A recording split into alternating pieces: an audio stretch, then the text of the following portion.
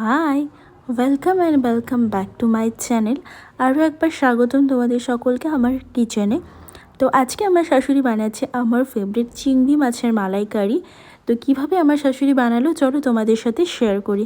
তো প্রথমে একটা কড়াই বসিয়ে দিয়েছে গ্যাসে, তারপরে সেই কড়াইতে দিয়েছে সাদা তেল। আর আমার শ্বশুরবাড়ির সবাই সাদা তেলই ইউজ করে, আর এটা খুবই ভালো শরীরের জন্য। তো সাদা তেলটা গরম হওয়ার পরে তারপরে বেছে রাখা চিংড়ি মাছটা কিছুক্ষণ ভেজে নিয়েছে। ওই বলতে পারো 2 থেকে 3 মিনিটের মতো নাড়াচাড়া করে ভেজে নিয়েছে। দেন সেটা ভাজার পরে তুলে নিয়েছে। দেন কড়াইতে যে এক্সট্রা তেল ছিল, মানে চিংড়ি মাছ ভাজার পরে যে তেলটা ছিল, সেই তেলের মধ্যে একেবারে ফোড়ন দিয়েছে কয়েকটা তেজপাতা, তার সাথে দিয়েছে শুকনো লঙ্কা ফোড়নে, আর দিয়েছে এলাচ। এগুলো দেওয়ার পরে তার মধ্যে দিয়েছে আদা রসুন আর 2টো কাঁচা লঙ্কা অ্যান্ড পেঁয়াজের পেস্ট। তারপরে সেটা ভালোভাবে নাড়াচাড়া করে নিচ্ছে যতক্ষণ না মশলাটা ভাজা হয়।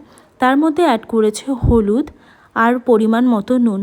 ও হ্যাঁ, যখন চিংড়ি মাছটা ভেজেছিল তখন কিন্তু চিংড়ি মাছের নুন আর হলুদটা অ্যাড করেছিল। তো আমাদের মশলাটা প্রায় ভাজা হয়ে গেছে, আর আমি একটুখানি মাঝখানে জল দিয়ে মশলাটা ভেজেছিলাম। তারপরে আমি দিয়েছি নারকেল পেস্ট। অনেকে নারকেলের দুধ দিয়ে দেয়, মানে নারকেল থেকে রসটা বের করে দেয়, বাট আমার সেটার থেকে ভালো লাগে নারকেলের যে পেস্টটা হয় সেটা। এটা একটু গ্রেভিও হয় আর টেস্টটা অন্যরকমও লাগে। তো নারকেলের পেস্টটা দেওয়ার পরে দেন আরেকটু ফুটিয়ে নিয়েছি, বেশ 2 থেকে 3 মিনিটের মতো ফুটিয়ে নিয়েছি, আর মশলার সাথে একটুখানি কষিয়েও নিয়েছি। তারপরে ছেড়ে দিয়েছি চিংড়ি মাছ, মানে ভাজা চিংড়ি মাছ, আর মাঝখানে 2টো কাঁচা লঙ্কা অ্যাড করে দিয়েছি ঝালের জন্য।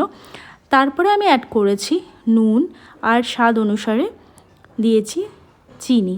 তারপরে তার মধ্যে ছেড়ে দিয়েছি, মানে ওটা কষানোর পরে একটু মেলানোর পরে তারপরে দিয়ে দিয়েছি গরম মশলা।